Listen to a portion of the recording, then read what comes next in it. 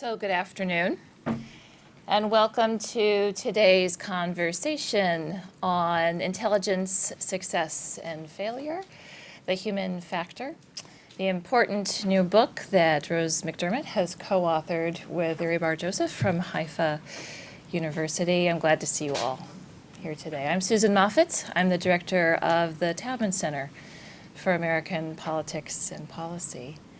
And this year, the Taubman Center is focusing on three themes: the cost of living, the value of democracy, and the price of security. And Rose's book certainly helps speak to our interests in security. So her book is taking an innovative look at how psychology bears on information processing in intelligence organizations. And she really opens new terrain by looking at both intelligence successes and failures, and the psychological determinants of those, unlike so many of the conventional explanations that focus more on structural or institutional explanations for those outcomes. But in addition to having the opportunity to explore these mechanisms and outcomes that Rose and Uri Bar-Joseph explore in their book, I'm delighted to have the opportunity to celebrate the accomplishment of my colleague. As you know, Rose is the David and Mariana Fisher University Professor of International Relations here at Brown University, and she is the author of more than 200 academic articles and 4 books, and yet another, a 5th book, on the way next year. She is also a fellow of the American Academy of Arts and Sciences and one of the principal investigators of Womanstat. And Rose, we're just so grateful for everything you do to contribute to the vibrant intellectual community here at Brown. And joining us are 2 panelists: Jeff Friedman, an assistant professor at Dartmouth College, where he is a scholar of national security and decision-making, especially how uncertainty bears on policy choices.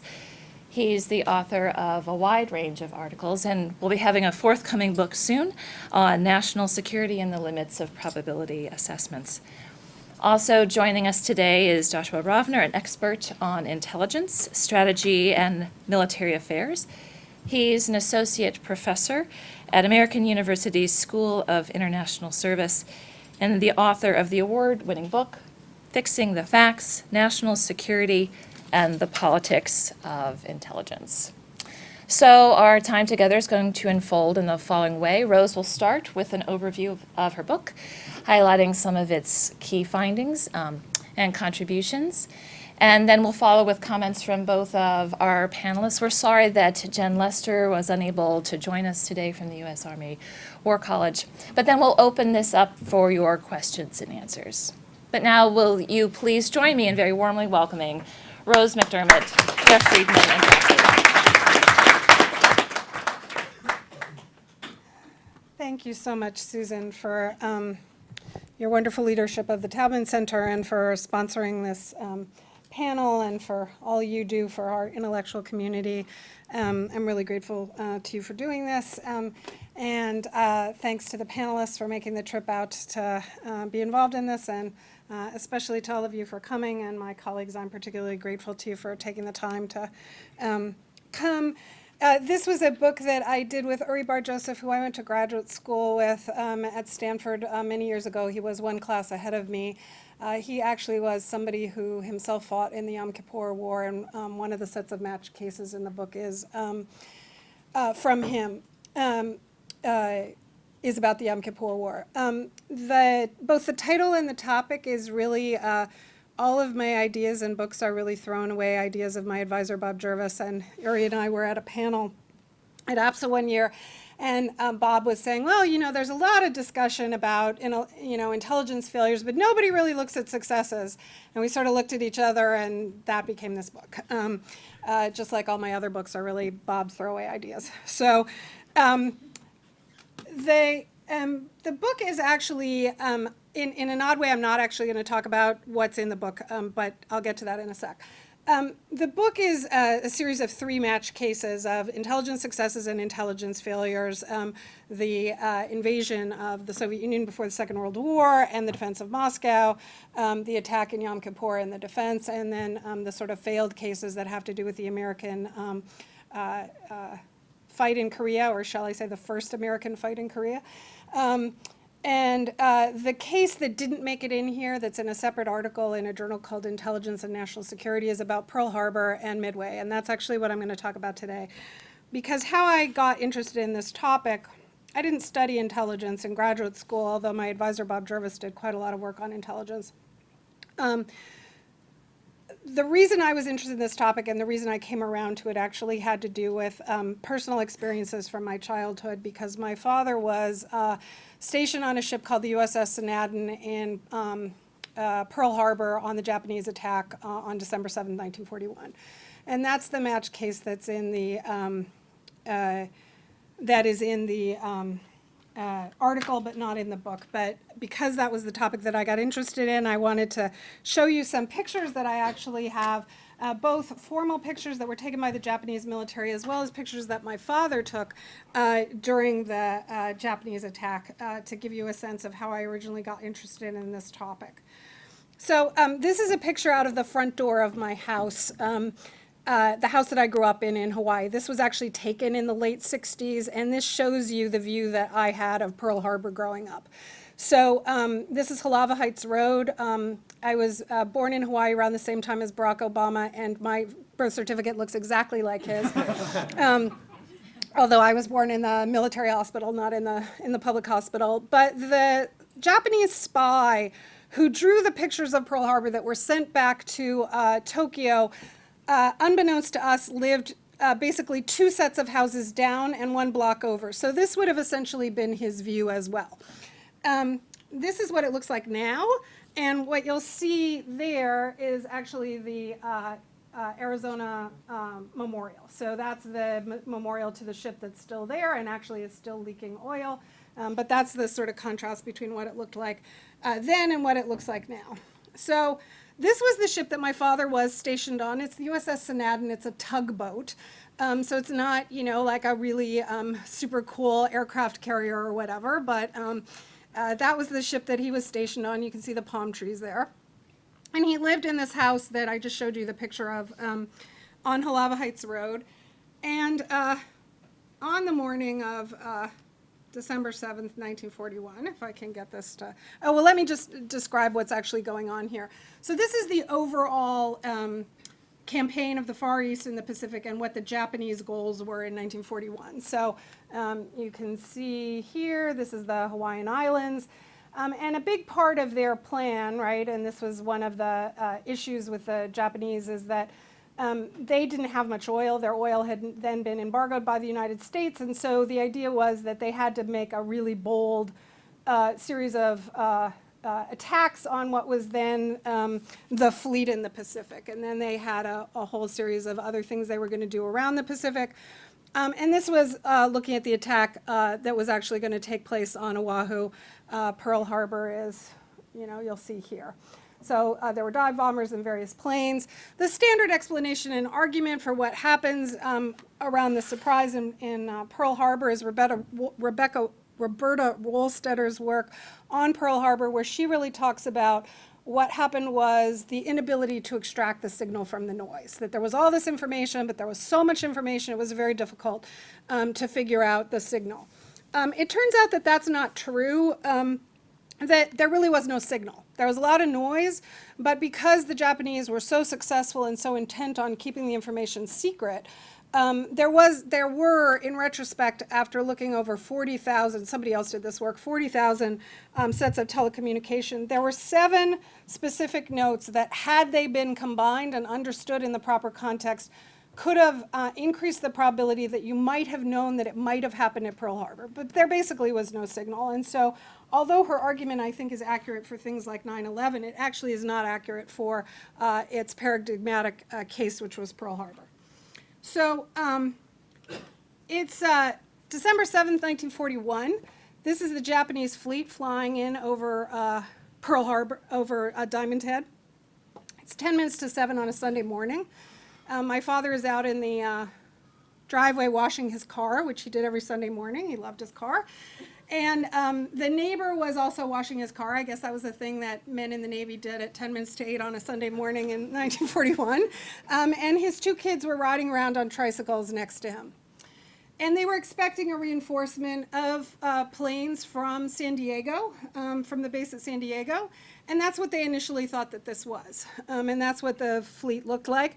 When they came close enough, they saw that the insignia on the plane was the rising sun. They couldn't believe that this was this Japanese attack.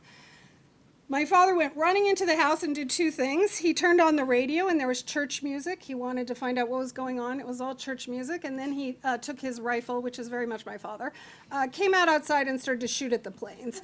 To the day that he died, he was convinced he took one of them down. I thought that that was fanciful, but in fact, later when I saw some of the pictures like this, they were low enough that it's not impossible. He was a sharpshooter, so it's not impossible. It's not likely, but it's not impossible. So the man next door picked up both his kids, one on each side, with the tricycle dangling, and ran into the house with the kids. And then they got in the car and, in the worst traffic jam ever, went down to the harbor where the attack was taking place. So the reason, like I said, I got interested in this topic to begin with is until his dying day, he was convinced that Roosevelt knew the attack was going to happen, and he allowed it to happen to get the United States into the war. This is an argument that General Layton made. He was convinced it was true. So as I say in the introduction to the book, when I was 2 years old, we went to Hyde Park because my mother worshipped Roosevelt. She felt like he was the reason she didn't starve during the Depression, and he made me pee on Roosevelt's grave, which I did when I was 2 years old. I then went back when I was writing my presidential illness book and went out to the grave and apologized, explaining that I had no control over this at the time, but it was a big issue in my household growing up, and I've come to believe that he was wrong, that Roosevelt knew there'd be an attack but didn't actually know that it would happen at Pearl Harbor. So this is the scene that it looked like. This is an official Japanese photograph. What you see here is the Japanese plane leaving from the initial bombing on the West Virginia. This is a Japanese plane coming in for the second attack. You can see that this is Battleship Row. In many ways, the reason the U.S. was able to eventually win the war in the Pacific was because the aircraft carriers were accidentally not in the harbor. They were sort of, the Japanese planned for them to be there, but they were out on exercises, and without that, it's not clear that we would have actually been able to win the war in the Pacific. There were simultaneous attacks on the planes that were on Wheeler Base, and the reason they were able to not get up in the air to fight against the Japanese planes is that all the planes had been put together heel to toe because they were very concerned about internal sabotage, and they were mostly worried about the Japanese population on the island attacking the planes and not the Japanese population from the sky attacking the planes. So there were no planes that were able to get up. You'll see the water spout there is from the attack on the West Virginia. This is a different angle of Battleship Row. You'll see all the battleships taken up. This is the California trying to get out of the harbor at the time.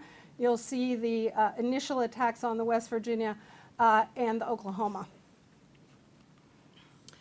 This one I just want to show you because of how high the spouts of water go. So these again, the West Virginia, the Oklahoma, you can see how high relative to the ships and the size of the harbor when the torpedoes come in that the water spouts up. This is also an official Japanese photograph that was taken from that day, and what you see here is the oil spilling out from the attacks on the Oklahoma, the West Virginia, and this is the attack on the Arizona. So this is the bomb landing into the Arizona. You saw the memorial to the Arizona, but this is the picture that they take of when the Arizona gets hit from the sky. So this is actually the Arizona, this is the West Virginia, and this is the Tennessee, which emerges, essentially unscathed, but has to keep all of its waters running to keep the smoke and the fires away from from the bows. This is the California burning.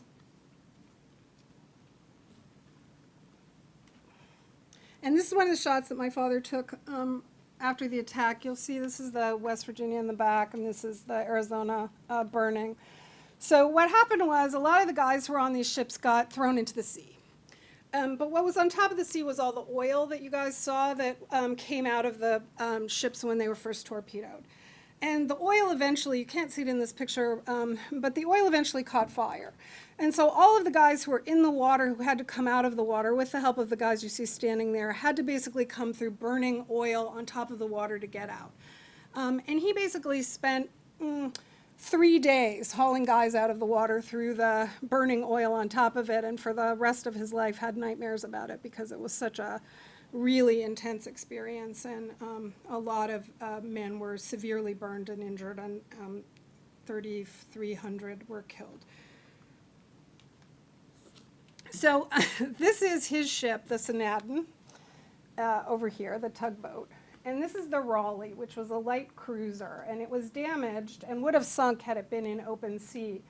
But what they did is they took these pontoons and they tied it to the tugboat and they kept it afloat during that period of time to keep it from sinking. And this went on for, several days.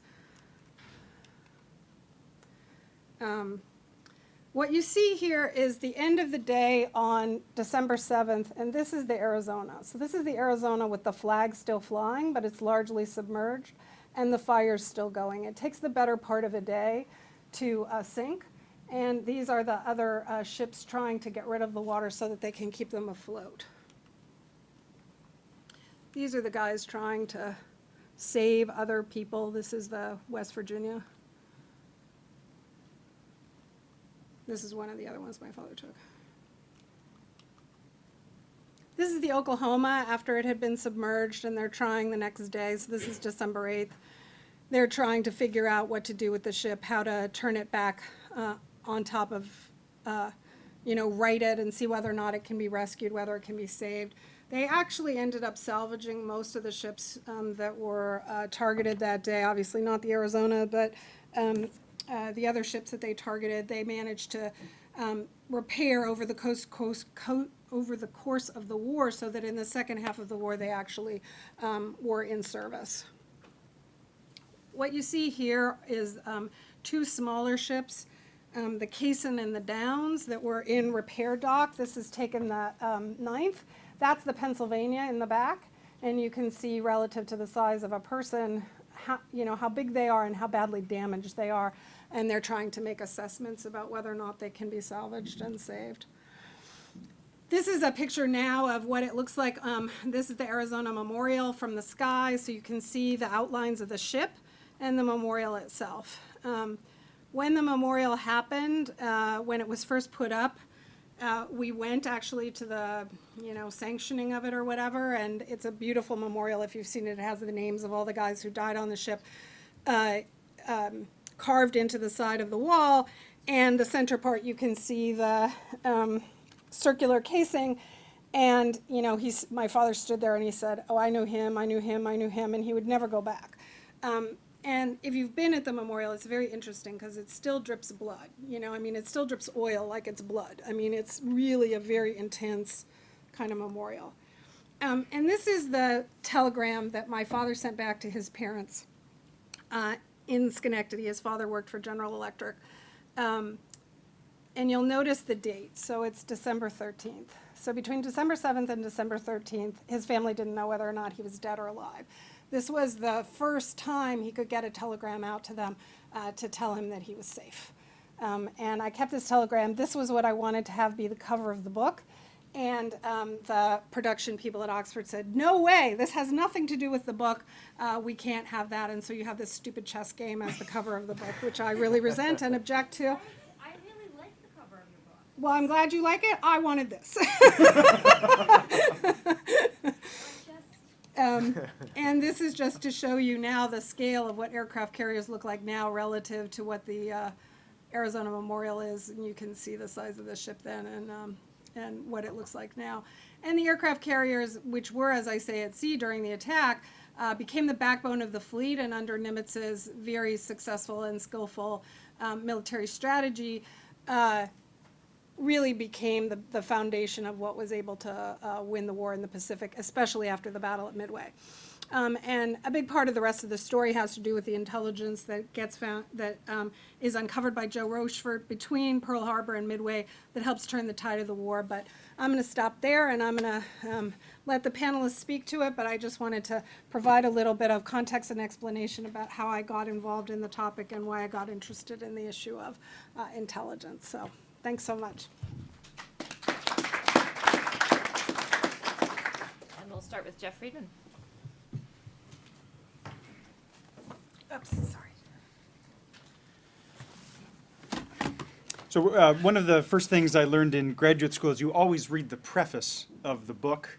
And the story about being on Roosevelt's grave occurs near the end of the preface. And when you know you're in for a good book, and it does not disappoint. I'll say a few words about what I see as the major contributions of the book and where it contributes to the field. So the book, it deals with intelligence success and failure with Stalin in World War I, Douglas MacArthur in the Korean War, Golda Meir in the October War. And like most of Rose's books, the volume gives you a in-depth look at what occurs behind the scenes of national security decision-making, and here attempts to anticipate strategic surprise. And that look behind the scenes is not pretty. The book deals with a number of highly problematic tendencies among national security officials. Just a few quotes from the introduction. Describes how individuals who deny that the enemy intends to attack prevent their state from getting ready for the challenge. This occurs as a result of meaningful psychopathologies on the part of important leaders, specifically leaders who share a high degree of narcissism, which becomes magnified when they surround themselves with sycophants. Those are quotes from the book. The book supports that with extensive empirical evidence. So there's a lot here to be disappointed with in terms of intelligence and national security. But my main takeaway from the book is actually that it's quite an uplifting story in a way. And I will try to convince you of that. And to do that, I'll explain how that contrasts with the predominant literature on intelligence failure. Most prominent work on intelligence failure serves what I think of as a very defensive function. It essentially says why intelligence failures are much more forgivable than you might expect. And the way Rose framed Roberta Wallstetter's seminal work on Pearl Harbor is exactly in line with the rest of this field. The difficulty of extracting the signal from the noise or finding any signal of any kind is extremely difficult. As a result of that, one of the key phrases from Wallstetter's book is that even though U.S. analysts did not see Pearl Harbor coming, they were honest, dedicated, and intelligent men and women. That has been a similar theme in many other of the critical studies of intelligence failure in our field. Dick Betts and Bob Jervis in particular, in their assessments of 9/11, a needle in the haystack problem, also in their view, almost impossible to have seen coming. Robert Jervis's case study of intelligence failure with Iraq weapons of mass destruction, he argues that this was in fact the most reasonable inference to have drawn at the time. Here, that case study also serves essentially a defensive function, explaining why intelligence analysts weren't as blameworthy as you thought. Scholars have extended these insights to much broader frameworks. Dick Betts' book on enemies of intelligence in particular essentially says why you should just expect intelligence failures to be the norm. Enemies are trying to deceive us. Information overload makes it inherently impossible to understand what information is relevant. Organizational and political challenges of being vigilant to low probability threats, avoiding the problem of crying wolf while staying vigilant, extremely hard. Josh's book on the inevitability of politicizing or marginalizing intelligence, especially when it matters most. So all this literature that we have in our field, or at least most of the most important literature in this field, essentially serves to explain why we should get our expectations down. There's a lot of work in this field on the human side of intelligence analysis. Most of that focuses on heuristics and biases we all share that we can't avoid. confirmation bias, overconfidence. I mean, scholars have attempted to de-bias us from these problems. The empirical work on that is pretty dispiriting. And generally speaking, the tools we have to combat those biases, they just raise other problems. And so I think all of that literature I just described is important, and we should calibrate our expectations, and we shouldn't cast blame where it isn't due. But frankly, I find all that literature very disempowering. It is disempowering because it basically says there's just nothing you can do about this. It's like intelligence failures are inevitable, and the best thing you can do is essentially sit back and wait for another one to occur. And I think there's something unsettling about that, and I think this book is just totally different from that general element of the field. There are 4 reasons why the book is sort of the opposite of that conventional wisdom.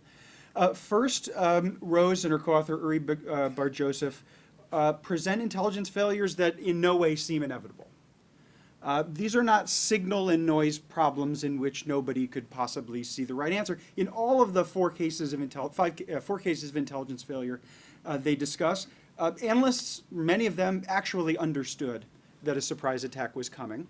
And the problem was not that nobody could separate the signal from the noise, but that decision makers marginalized those arguments. Second, those mistakes, that marginalization of the intelligence, is not forgivable in many of these cases. The authors show how decision makers are taking active steps to marginalize unfavorable intelligence. Subordinates are knowingly bowing to that pressure.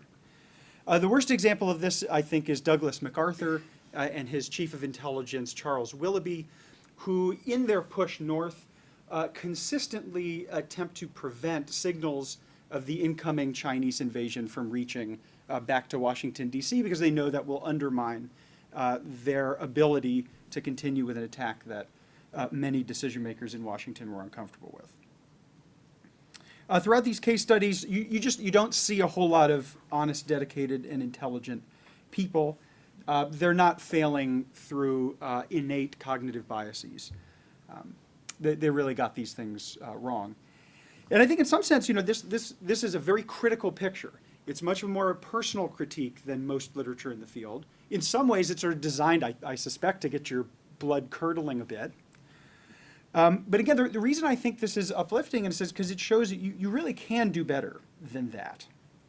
And one of the real strengths of the book in this regard is that it identifies several concrete proactive steps one can take to improve intelligence and national security decision making.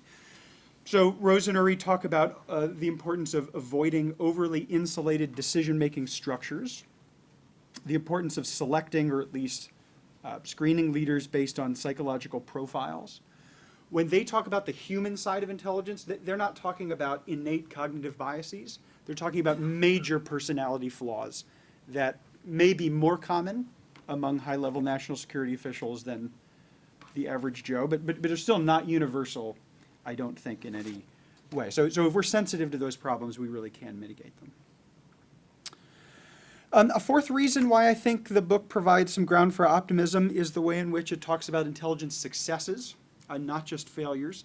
That, by the way, is already a major contribution in its own right. It's sort of striking that this is one of the first books to seriously talk about intelligence successes. But this hammers home the idea that there really is something you can do in order to increase your chances of detecting strategic surprise. My favorite case study in this respect is how Stalin updates his tendency to prematurely seize on preconceptions and adjusts his organizational structure in order to become more cognitively open during World War II. I would say this is essentially the definition of a hard case. I mean, if you have a situation in which Stalin can overcome his psychopathologies in order to productively change and adapt, I suspect we all can too. Let me conclude with a few quick notes. So first, some ideas that I think the book raises for future research, particularly for graduate students or undergraduates who are interested in the field. I think one of the book's most important functions is that it expands the suite of human factors that we care about when we talk about intelligence. There's been some great work on psychology of intelligence, dating back to Bob Jervis, Richard Hewer's Psychology of Intelligence Analysis, a major book. And I think for whatever reason, my impression is that that work kind of stalled out, or at the very least, it cohered around a particular set of heuristics and biases, particularly the Kahneman and Tversky heuristics and biases, and we just haven't done much more than that. And so I think the idea that, particularly in the theory chapter when Rose and Uri talk about all the different ways in which psychopathologies can influence intelligence, there's just a lot of important things we could do with that. Second, the way in which the book talks about the interaction between personality type and organizational structure is very thought-provoking. The book essentially argues beware of overly insular decision-making structures, because that's when the narcissists don't get checked. That's surely true. On the other hand, there is some value in organizational cohesion. Particularly when people are afraid of leaks, decision-making can also collapse. And so there's some aspect, what makes for, what's the productive kind of insularity? What's the bad kind of insularity? And how do you know when you're surrounded with sycophants as opposed to people who are playing on the same team? And these are interesting, important questions that tie into political science and organizational behavior and all sorts of things we care about. The book also raises important questions about what it takes to convince leaders to abandon their preconceptions, particularly in the absence of conclusive evidence to the contrary. I think just that general question, how do you get high-level, strong-willed decision makers to change their minds, is just central to understanding the politics of intelligence analysis, something that Josh has obviously worked on as much as anyone. Last, I'll just say why I think the book is sort of more relevant than ever. This is always important to say. So anytime we deal with declassified materials in national security, we're always talking about cases that are at least 30 years old. So why is this relevant to the present day? Obviously, there are lots of reasons to be concerned with the psychology of high-level decision makers, the United States and in other countries now as much as ever. But I also think there's just a sense in which the nature of the strategic environment makes this critical. Because collection capabilities are so advanced today, we've got a lot of information and we've got a lot of analysis, and the questions that I think are most important for setting strategy are becoming the most subjective ones. How do you judge your foreign leaders' intentions? How do you predict your chances of success in war? Things like that. And because these issues are so uncertain and so subjective, it's exactly where it should be hardest, I think, to get strong-willed, potentially narcissistic, potentially insulated leaders to change their minds. So in that sense, I think the book deals with one of the central challenges of intelligence analysis and national security, and it provides scholars with a major resource for advancing that conversation. Thank you.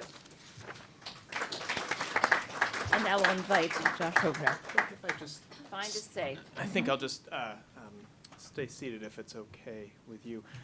Thank you very much, Susan. Thank you for inviting me, and congratulations on a marvelous book. And I don't say that lightly. It is a marvelous book, and it's a very important book. I'll give you 3 reasons why it's important. I'll talk about 3 questions I had about the theory within the book, and then 3 questions I had about the histories that are in the book. Rose talked about Pearl Harbor in her comments, but the book isn't about Pearl Harbor. It's about Stalin in 1941. It's about the United States in 1950. It's about Israel in 1973. So I'll look at those cases and maybe pose a few questions about those as well.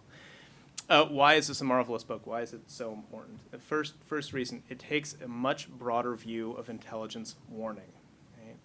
We're all familiar with the problem of intelligence warning and intelligence failure. You don't have to be a scholar of intelligence or a scholar of international politics to know this. All you have to do is read a newspaper once in a while. Stories about intelligence failure are rampant. And in fact, the intelligence failure is the default answer when something bad happens in the world and we don't know why. Right? So think, for instance, of a recent case in which U.S. special operators were killed in Niger. There was a raft of articles that came right out and said this was clearly an intelligence failure. Right? This happens all the time. No matter what happens, anytime there's a surprise, there's immediately a burst of reporting about intelligence failures. When the Arab Spring erupted, there were big stories about this was an intelligence failure, right? When the Arab Spring collapsed, more reporting, more intelligence failure. this happens all the time, but the reporting is usually pretty superficial and doesn't engage the issue in much depth. Rose and Uri's book goes into great depth about this issue, about what do we mean by warning. And it takes a broader view of how to evaluate intelligence in two ways. The first is that most reporting on intelligence is whether or not an intelligence agency gets it right. But what this book does is it asks, how did the intelligence agency either break through or not break through to the decision makers who mattered? Even if intelligence agencies present exquisite, perfect warning intelligence that something's going to happen, that's irrelevant if the decision maker doesn't want to hear it, right? Or is unable, for psychological reasons, to hear it. Right? So this book dives into this issue of why do these relations fall down? Why is it that sometimes leaders are willing to accept intelligence, sometimes they ignore it? That's a hugely important question. It also expands our view of warning because it doesn't just focus on the one bad thing that happened. Right? It doesn't just focus on Pearl Harbor, the failure. It also brings in, well, how did the intelligence picture develop afterwards? Did it get better? Did leaders get better as a result? How did this evolve? Right? So point one, it's important because it expands how we understand the problem of surprise and warning. Number two, it's not just about the USA. Right? This is a huge problem in scholarship about intelligence. We are focused on America. Overwhelming amount of research on intelligence has focused on the American intelligence community. And some people are responsible for this. Right? I'm as guilty as anyone of this, of being a pig-headed American focused on the USA. This book deliberately broadens our understanding. It doesn't just look at US cases, it looks at Soviet cases, Israeli cases as well. This is part of a broader shift in intelligence studies that people are breaking out of the US and finding value in looking at other cases. And I think that's wonderful. Finally, as it's already been mentioned, this is not just a book about failure. Right? We have full bookshelves about books about why intelligence fails. And we need some bookshelves about why it succeeds too, or else we're not going to understand the phenomenon. And this is an important step in getting us to understanding that. So those are three pretty big contributions. Right? This is an important book for intelligence studies. This is an important book for people interested in international relations and American national security policy. Y'all should all buy one of these books. I believe they are out on sale My marketing outside. agent. It's well, I'm just setting you up. It's really important stuff. Okay, so it's important, but I do have questions, right? So I have three questions about the theory in the book. The essence of the argument, as I understand it, is that these deep psychological factors can make intelligence success basically impossible. If the leader is too much of a narcissist, if he needs cognitive closure too much, look out. Those are the ingredients for failure. But the book also includes a bunch of other factors in different places, right? Not just narcissism and cognitive closure, but it discusses paranoia. It discusses organizational culture and organizational routines. It implicitly talks about domestic politics in a couple of the cases, although it doesn't go deep into domestic politics. And it talks about the issue of time constraints, which are powerfully affecting these cases. I don't doubt that these factors matter. I'm just not sure how they all work together. So as a political scientist, I would love to see a bit more just clarity. Like what is the recipe that makes failure the most likely? When, on the other hand, what is the recipe that makes it least likely? And just, I think that's a thing you can draw out of this book and take a little bit further.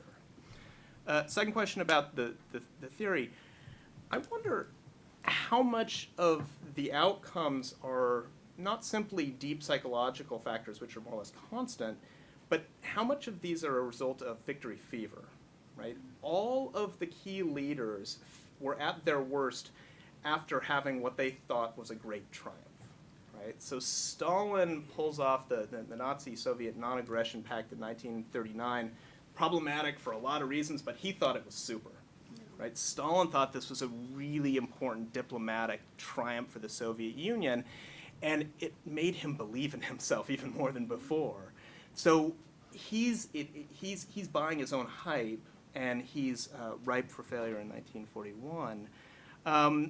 MacArthur has this famous landing at Incheon in 1950, this huge unexpected military triumph, and he's buying what he's selling. He believes in his own hype, and he doesn't believe the naysayers that China's about to enter the war. He's coming off this great triumph. How can he possibly be wrong? Eli Zera, in the Israeli case, is the same way. He saw himself as providing accurate intelligence beforehand, calming down Israeli fears. He knew more. He had a good track record. So he didn't have to worry about people who are arguing something different. These are not mutually exclusive ideas, but I think there might be something to the timing here. That coming off what you think as a great personal triumph maybe exacerbates these underlying conditions. Third question about the strategy. I wonder if it matters if we're talking about strategic versus tactical warning. Right? In the literature, there's basically two kinds of warnings. Strategic warning is, I know something bad might happen. I'm here to tell you that Japan might attack in the next 5 years because they've got all these grievances. Tactical warning is, Japan is going to attack that target on this day using these kinds of bombers. Right? And the more fine-grained you get, the more tactical you get with the warning. But they're different analytical problems. Solving the strategic warning problem is a different analytical challenge than solving the tactical warning challenge. And in some ways, the tactical warning question is a lot more straightforward. Once you've answered the big question, is Japan going to attack, then you can focus on much more narrow issues, like what is the next likely target, right? What is the next likely operation that we have to look for? You've already gotten past a lot of the big picture questions, and you can really focus your analytical attention on this one enemy who's going to do this one thing. My read on the cases suggests that this might tell us something, right? Stalin didn't know if Germany was going to attack. That was the big one. But on the issue of the Battle of Moscow, the second case where he does much better, it's a very narrow question. Should I pull reinforcements to defend this city in preparation for this one thing being targeted? I wonder if that is another possible explanation. Right?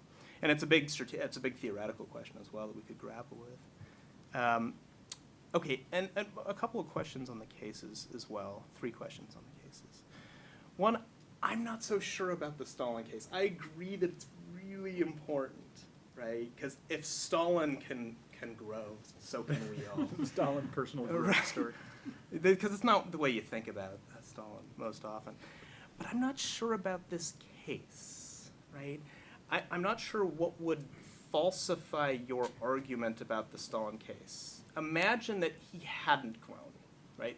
Imagine that Stalin had stubbornly said, we don't need to defend Moscow. I was right all along, and a big disaster happens.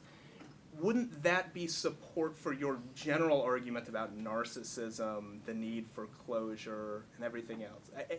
I can't think of why that wouldn't fit into your broader argument. On the Korea case, this really fascinating study of General MacArthur and his intelligence chief, Willoughby. A lot of time in the chapter is spent on Willoughby himself, but I can't figure out why he matters. I mean, most of this was, MacArthur was the guy, right? And even if you had a more of a straight shooter and less of a sycophant as his two, you're probably going to get the same outcome, or he's just going to fire the guy and find somebody better. So I'm not sure why Willoughby matters, beyond being sort of an interesting character study. Finally, a question on the Israeli case. There's this amazing story in 1973 that Israel had what they called special means of collection. This super secret technical kind of collection against Egypt, which they were incredibly confident in. Right? Some sort of signals intelligence warning, from what we can tell. They're very close-lipped about a technical means of collection, probably involving signals, indicating that Egypt was on the verge of attack, or they were going to attack in short orders. Right? I'm shocked by how much Israeli leaders believe in this. To an official, they're all incredibly confident in this, in a way that they're not confident about other kinds of intelligence. They argue about human sources. They argue about other kinds of information suggesting that something bad's going to happen. But they are completely obsessed with this the super secret technical means of collection, right? And that, empirical note, raises a big theoretical question. Are decision makers more likely to accept technical intelligence than human intelligence? Right? I see evidence from all of these cases that, in fact, they are. That there is something about seeing a satellite image or a piece of signals intelligence vice a spy or vice what somebody's writing in the newspaper as being more reliable. In the cases, just reading the histories, it makes me want to know why. Right? That, I think, to end, that's the sign of a really good book. Right? When the theoretical questions are making you dig deeper in the history, and when the historical details are making you think of new theoretical questions. Right? So, terrific book. I can't wait to see volume 2.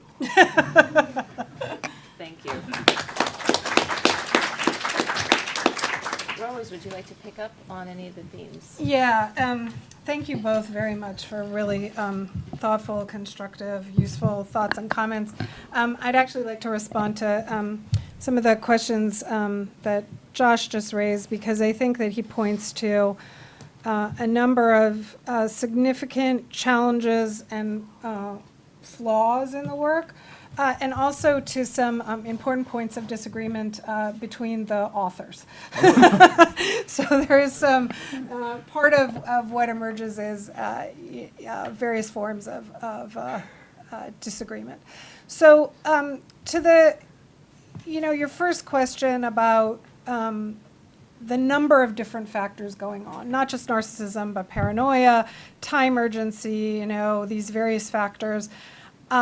I think that you're absolutely right. Like, one of the things that's very difficult to do is to come up with a generalizable theory calibrating the weighting of each of these factors. And I think you absolutely put your, nail on the head about what's challenging about that. And part of what's challenging about that is that it's very idiosyncratic case to case.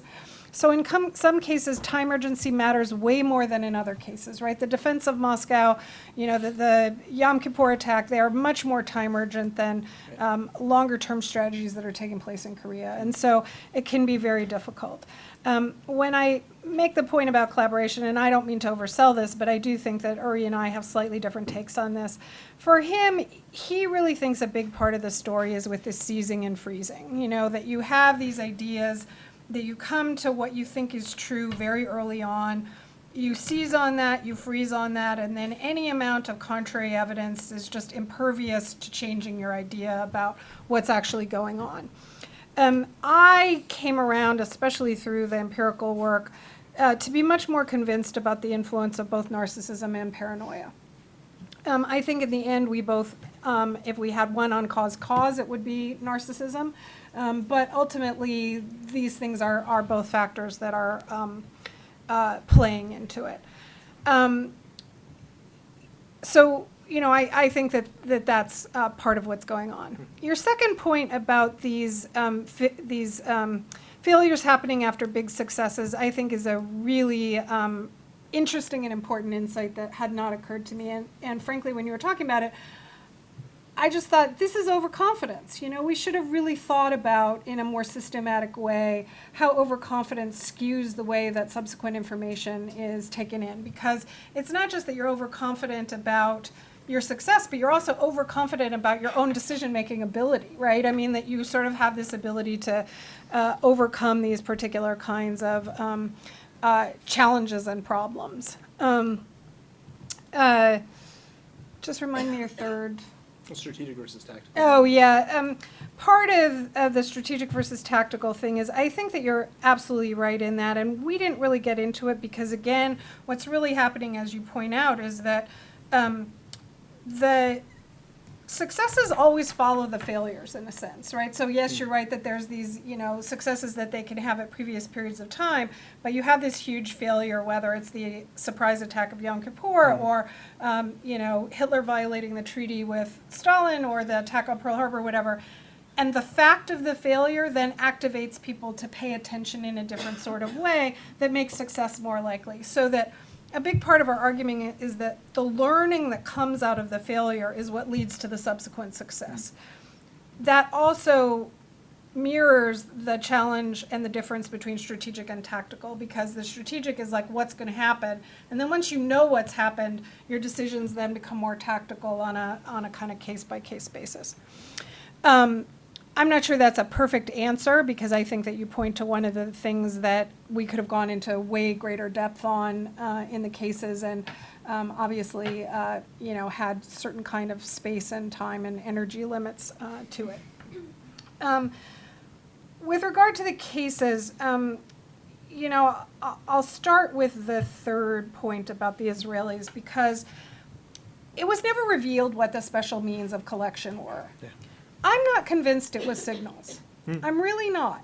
The Israelis tend to make way more use of human intelligence than the Americans do, to their benefit, right? I mean, this has been an advantage to them, for example, regarding the prediction around the fall of the Shah in Iran in 1979, about which Bob Jervis has written extensively in his postmortem of the case for the CIA. It's possible it's signals. They did a huge interrogation when they brought Syria up on charges, and it was never really revealed. But if you read through the record very carefully, it's not at all clear. Maybe it was signals, because they talk about turning it on, but it's like opening it up, turning it on. So what does that mean? And, what's the difference between that? But to the larger point, I feel like one of the big takeaways of our book is actually to say an over-reliance on signals intelligence, which is a big part of American bureaucratic tendency, limits the kinds of information that are available to us to our detriment, and that we should think more seriously about using spies more and more effectively. So like you look at bin Laden, these are strategic interactions, right? And if he knows that all his signals are being monitored, he's no dope. He's going to get a personal carrier, because he's going to make sure that that signal can't be picked up. And so we treat this as though it's a decision-making problem when it's actually a strategic interaction problem. It's not just us acting. Other people know what our actions are, and they react to those actions, and that can thwart and get around these challenges that we have. With regard to the Stalin case, we did the best we could. We had somebody who went into the Soviet archives, as we had somebody who went into the newly opened South Korean archives, and then helped translate it for us. These were former students of ours. One was a student, one was somebody we went to graduate school with. The Korean person was somebody we went to graduate school with, who found additional things and translated it for us. The most recent, in many cases, a lot of the archival work has never been translated or presented in English before. This was, again, one of those areas where I think Uri and I had a little bit of disagreement. I thought that Stalin's paranoia was kind of odd. Like, if you're paranoid about Churchill trying to tell you a false story about Hitler, why aren't you paranoid about Hitler, right? Like, you're doubly paranoid, and so it seems sort of strange. I think that for me, the falsification of the case would have been if Stalin left Moscow, if he didn't defend it. That actually would show that he was, insufficiently paranoid. More paranoid to leave and say they're coming to get me, I can't defend this. And he was really, within hours of leaving, he knew that there was a high risk he would die. He talks about that risk. He's willing to take that risk. And he talks a lot about, if anything can stop Hitler, it's the winter, and it stopped Napoleon, and so it's going to stop Hitler. He had these kind of notions around it. But I think it's a very fair question, and I'm not at all sure. With regard to the Willoughby and MacArthur case, and your question points out that we were not as clear in the book as we should have been. There's two things that are important about Willoughby. First, he was kind of MacArthur's right-hand man, and so a lot of the policies get implemented through him. And so even though MacArthur was a kind of Hitler, but that's a different issue, even though MacArthur was the one who was actively in charge. An enormous amount of the implementation of the communication back and forth to Washington and what actually gets done happens through Willoughby. The other important factor is that Willoughby has a particular loyalty from MacArthur because of their time in Bataan. So he was one of these original boys of Bataan who had survived MacArthur's original colossal failings in the Philippines, and for which he probably didn't receive as much losing command as he should have. And so he survives with these like 7 or 11 guys, and the rest of them die. And so these are the people that he's really loyal to and are loyal to him. And it's this kind of sycophants band, and they all trust each other and they're loyal to each other, and it's very in-group behavior, and everybody else outside that they distrust. And so there's a way that the stories and the cycles within that very small cabal means that it's not just impossible for outside information to get in and inside information to get out, but they really don't trust anybody outside that group. And so it's impossible to imagine how contrary information would penetrate it unless it came through somebody like Willoughby. And Willoughby himself had his own psychopathologies. They weren't necessarily narcissism. They were kind of stupidity more than anything. He just wasn't the brightest guy, and he was sort of extremely rigid in the way that he thought about things. He had very limited flexibility and creativity in his thinking, and that hampered MacArthur more than he might have otherwise, because MacArthur had a lot of faults, but he was not stupid and he was not overly rigid. He was a narcissist, but those things can be orthogonal dimensions. But those are all really thoughtful and important and helpful and constructive points, and really point to some of the ways that additional work could be done in the future to address some of these concerns. So thank you very much. Thinking about additional work and thinking about the space and time and energy that goes into a book, were there cases or additional content for the cases that you included that you wished that you had had space to include? Other things that helped illustrate some of the points that you wanted to make? Well, the big one was Pearl Harbor and Midway, which was our match case, and so that ended up being an article in Intelligence and National Security. We did investigate other kinds of cases, but part of what we were after was to have matched cases of a failure and a success, or a success and a failure, although we didn't find any where the success was first, which was part of our the theoretical understanding we came to about believing that success followed the learning that was precipitated by failure. So a lot of the other cases we looked at was just a success, or actually not just a success, just a failure, which didn't have the matched success. And because that was part of our design, we didn't really go into that. So, Suez was one of the things that we had thought about, and another couple of cases. I think that the other thing was whether or not to attack 9/11, and thinking through 9/11. But it's not clear that there's a success that has yet to follow that, and it may be closer to Korea and look like another failure, which I hope is not the case. But it also is very difficult with 9/11 because not all the records are open. And so, as Jeff pointed out, you need 30 years for the archives to be open to be able to really investigate some of it. But those were our constraints and limitations. Let's take some of your questions.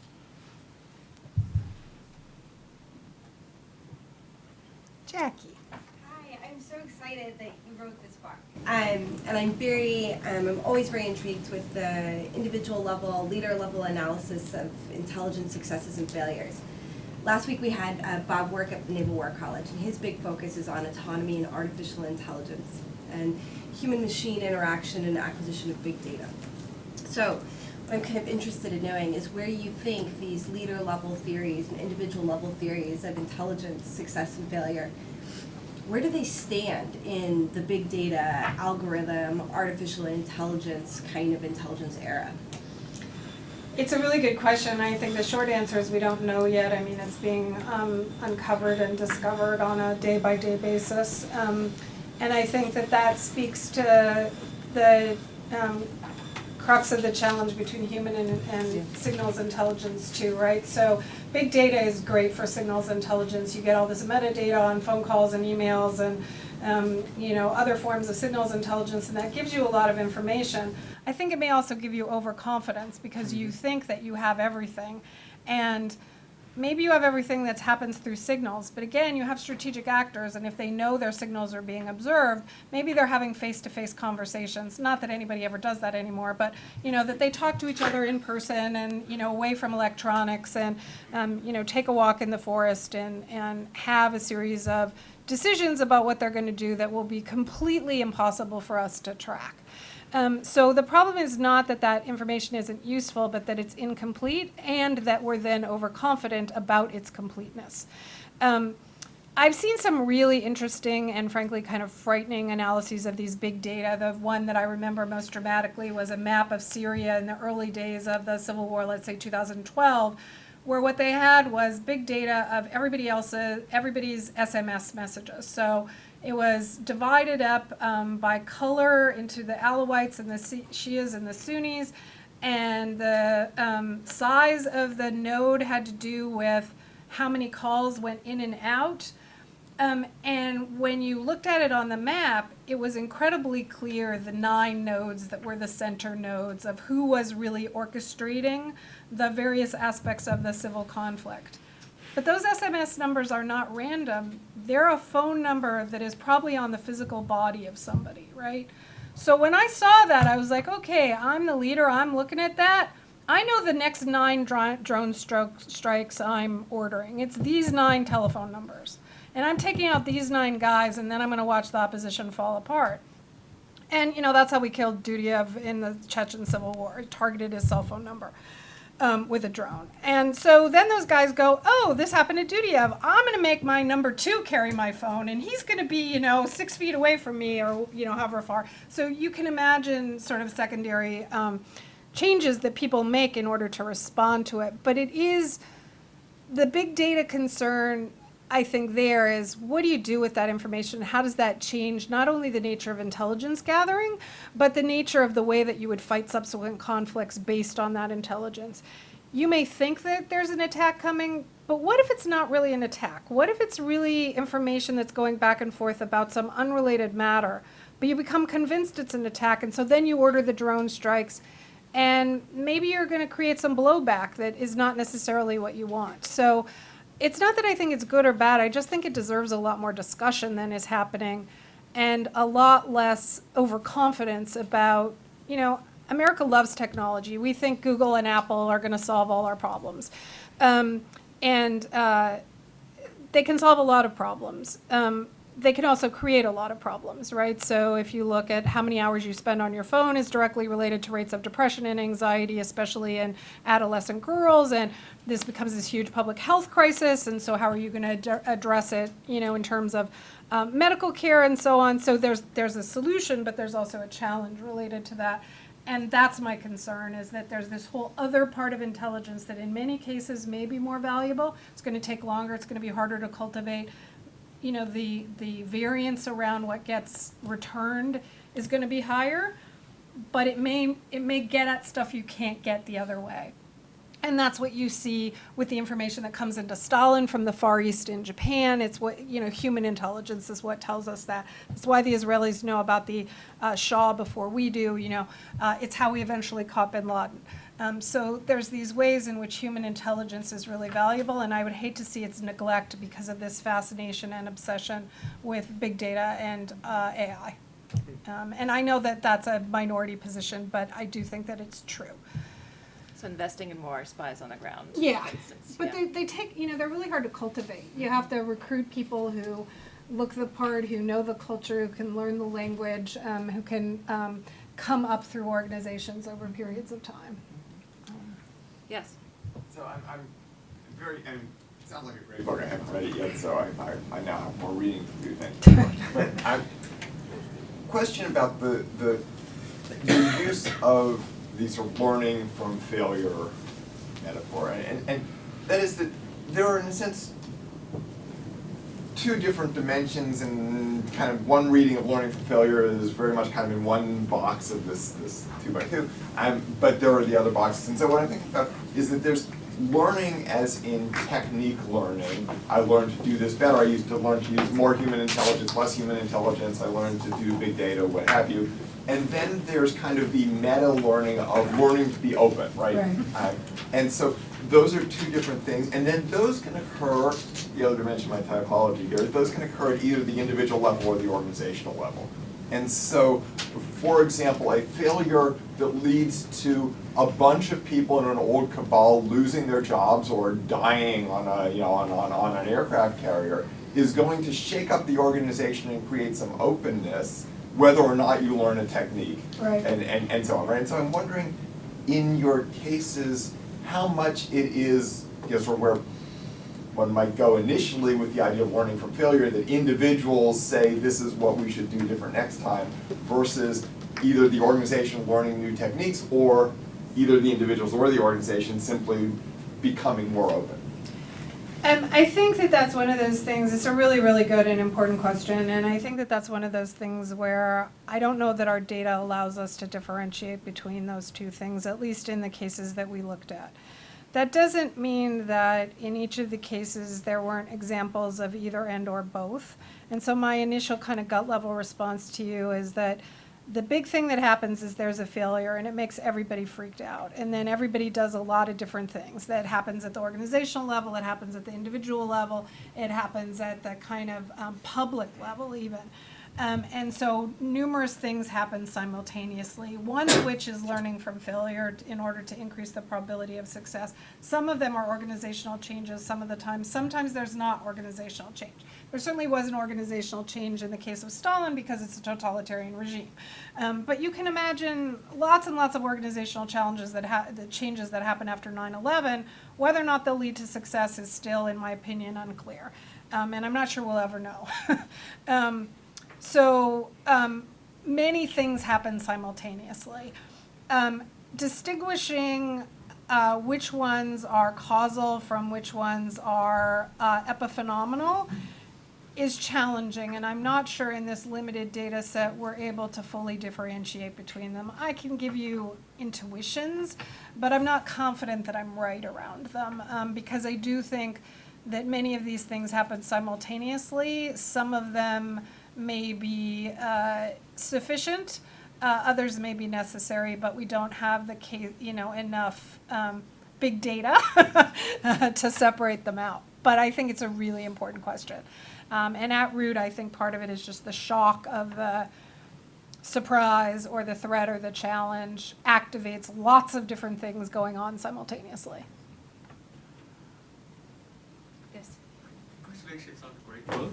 And my question about this is, in our expectation, we know all of the high-ranking security leaders have certain of degree of the narcissism. And how do you say, like MacArthur has too much narcissism, and some other leader is more humble or moderate and is rational? And I just want to know, how do you define those leaders, their different degrees of narcissism? Yeah, I mean, the easy answer is you'd love to be able to get them to take narcissism tests, right? So you'd love to administer the Rosenberg narcissism industry to all of them. I don't know if you've ever seen these narcissism tests. They always really crack me up, but the standard one is 40 items, and they're first choice. And they go like this. You have to choose one of these two things, where one is, no one will care when I die, and the other is, authors will fight over the opportunity to write my biography, okay?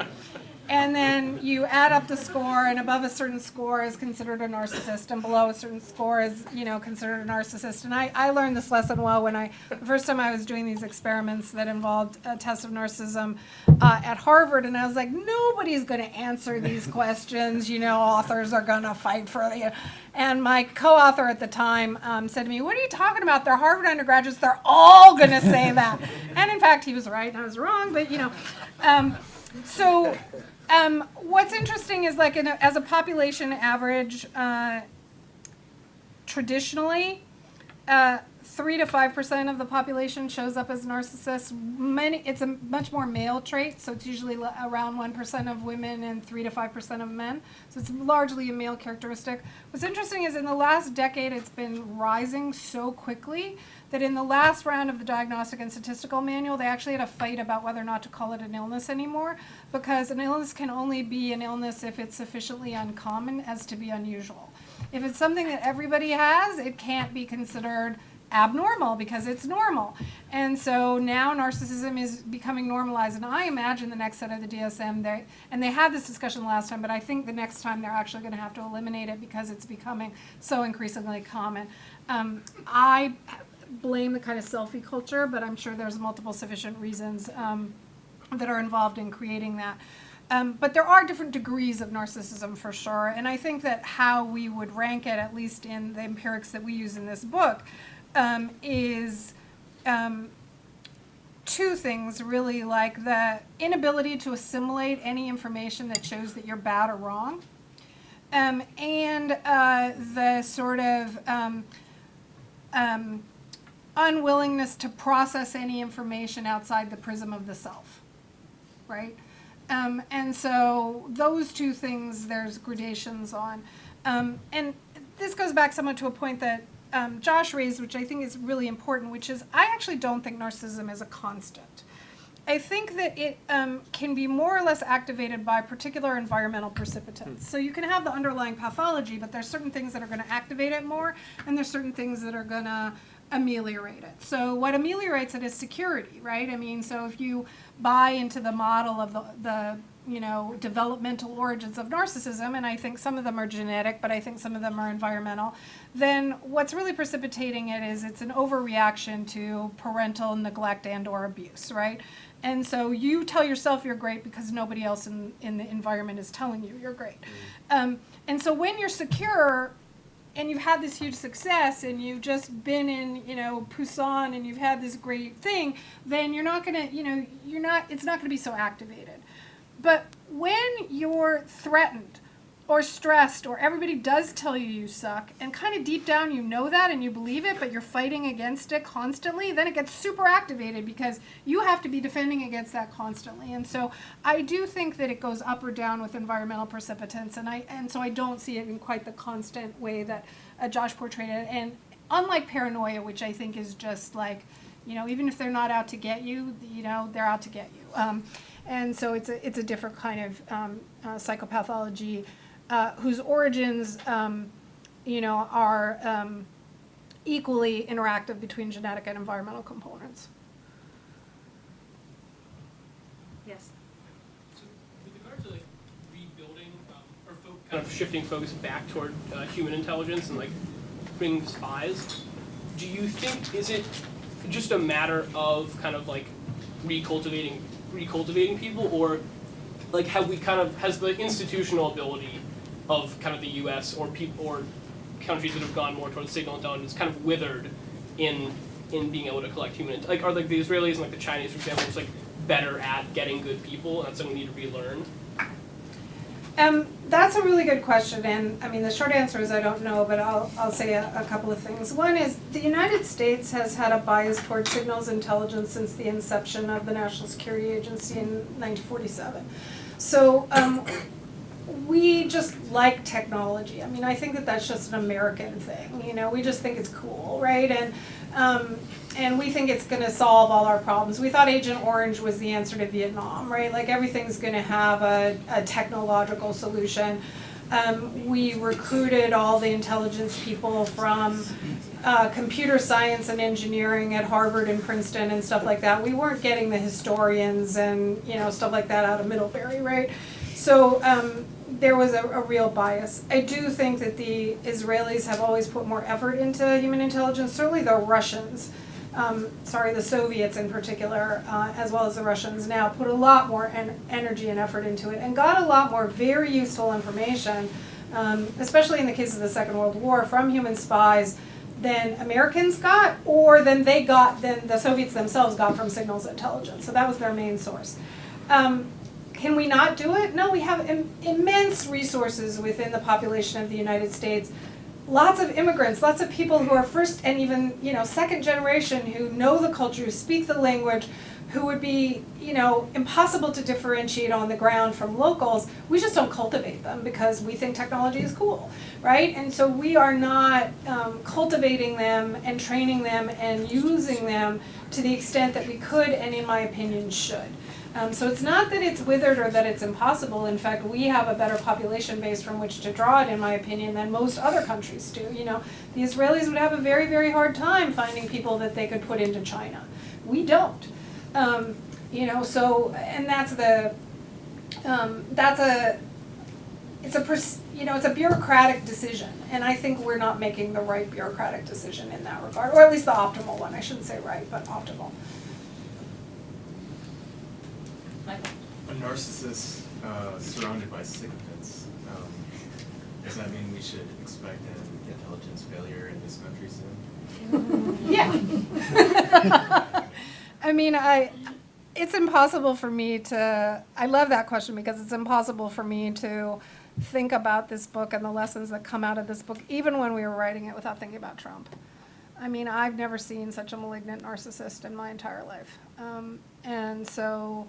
malignant narcissism is a type of narcissism which is more extreme and more severe. I have a fight with a different colleague of mine about, Clinton being a grandiose narcissist and Trump being a malignant narcissist, and which one is worse. But malignant narcissism can be particularly destructive, and certainly anyone who threatens him or argues against him seems to get fired. He's fired a remarkable number of cabinet officials. I also don't think it's good to have all these tweets every day trashing the intelligence community, like the FBI is in tatters, it's the worst ever, the CIA sucks, the only thing that's great about the CIA is me being here, I think that you not only undermine morale, but you disincentivize those people actually giving you correct information, because they wouldn't mind for you to have a failure. I'm not saying they would. I do believe that they are committed to service for the best of the country, but a lot of these biases are implicit and unconscious, and it's very hard to feel good about yourself and your job when your leader is trashing you all the time. Does that mean there'll be a failure? The failure depends on the attack, right? So there's only a failure if somebody decides to attack, but I worry about it a lot. I hope I'm wrong, but I don't think that the current state of relations, and especially morale between the administration and the professional intelligence services, is very good at the moment, relatively speaking, historically. Other questions? Yes? Speaking of the president's Twitter feed, do you think it poses a serious national security threat insofar as it gives leadership analysts and foreign intelligence agencies the ability to analyze his psyche with every tweet? Yeah, so I read something about this recently. I hadn't really thought about it, about how he actually gives away intelligence and, important information in his tweets. I hadn't really thought about it that way, but I do think it's a serious concern. Not only because the intelligence or the information can be used by other people, but because I think it signals a particular lack of impulse control that I find concerning about the decision making that he might make based on it. And so, not just in the realm of intelligence, but in many other domains as well, I find the Twitter feed destructive and distracting, but potentially dangerous in the area of divulging intelligence information. Yes. Not to be dead horse, I want to come back to the human versus again argument one last time. In this era of unconventional warfare, influence campaigns, our adversaries are finding incredible successes in cyber operations and signal intelligence operations. My understanding of human intelligence is that it is very successful at a tactical level, very baseline. If you have a very specific target that you want to reach, human intelligence, go for it. But how do we, I guess I'm just having a hard time understanding how investing in human intelligence when our adversaries are having success with $100,000 political ad campaigns on Facebook influencing our elections, how will investing in human intelligence over signals intelligence and cyber operations benefit us in that regard? Well, first of all, I don't think it's either or, right? You can have both. And I also think part of how you find cyber operations in Facebook is with humans, right? So part of how you know when things are bots and, you know, what Facebook has run into, part of it, how they figured it out, how much was being paid for by the Russians is forensic accounting. And that was a person who went in and said, who paid for these ads? And so, you know, those are, some of that can be done electronically, but some of it actually is human. I also think that human intelligence, and again, it's not a panacea, you know, it's not either or, but it explains the, you know, it can get at information not just tactically, but by living in communities where then information can get conveyed that you might not otherwise be aware of. Levels of disgruntlement in a society that might signal an incipient revolution or other kind of uprising. Pockets of the population that might be sympathetic to joining in an alliance with you. You know, learning the motivation for why overturning elections with cyber stuff is in their best interest, so that you can come up with counter strategies. You know, I don't think you're wrong. I just think, again, that it's incomplete information and that having additional information can be useful. It's lower, you know, there's higher variance, right? You're going to have a lot of failures.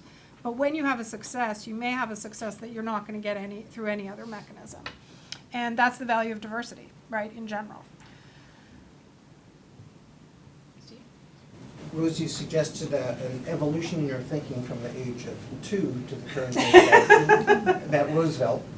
And I wonder if you could tell us a little bit more about what you learned about his leadership style, his personality. And I'd just like to say that one of the books that I've recently written, which I hope you have too, is Lincoln and the Bardo.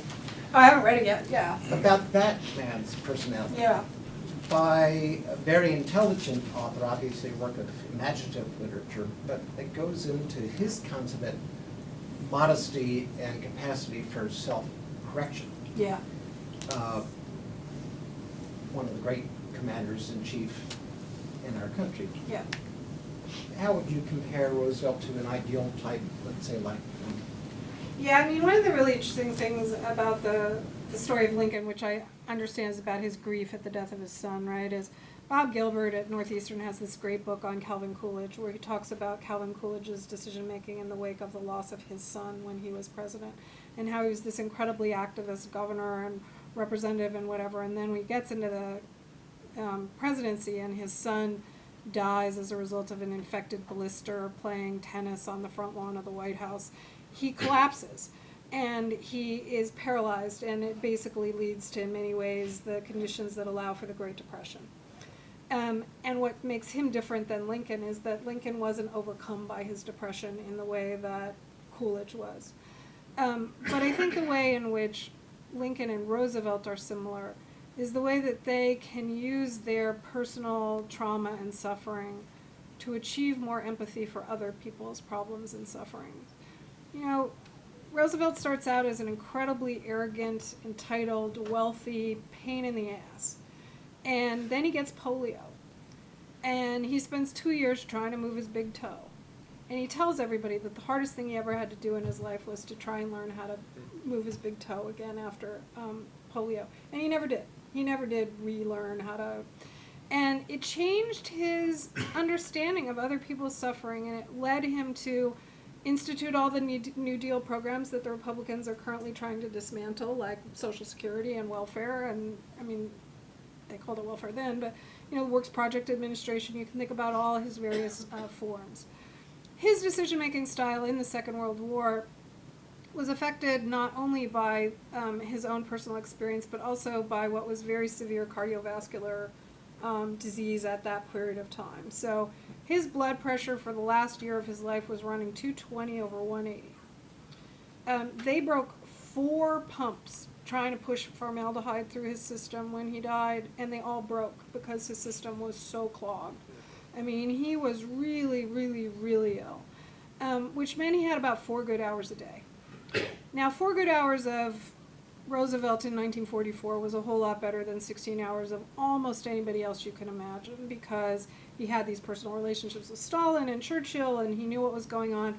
But he had a very particular decision-making style, and his decision-making style was to go talk to everybody, have everybody give them their opinion, usually not as a collective, as a dyad, and then he'd make up his own mind. And he'd take input from everybody, and then he'd just make his decision. And he pissed off a lot of people that way, because they felt like they had put a ton of time and effort into changing his mind, and then he would just go off the reservation. Sometimes he would change it back, like when he originally had a particular series of decisions after the meetings in Canada and in Quebec. He made a series of decisions about the financial situation of the U.S. and Britain, and then realized he had made a mistake. He had done it under pressure from Morgenthau. He changed his mind afterwards, but that was rare.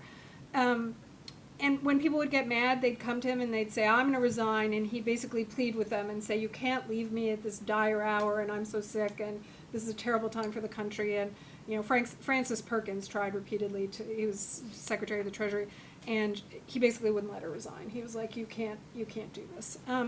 The real challenge for him came about the decision about how to fight the war in the Pacific. So early on in 43, I think, he has a meeting with Nimitz and MacArthur about how to fight the war in the Pacific. And Nimitz was like, this is an aircraft carrier war. We need to fight with aircraft carriers as the islands. We don't need to take over these islands. We just need to fight from the aircraft carriers and conduct the war that way, and have the base that we have in Hawaii, have the base we have in Midway, and that's it. And MacArthur was such a narcissist, and he was so obsessed with the failure that he had in the Philippines that he's like, we have to go back to the Philippines. We have to fight this as an island war.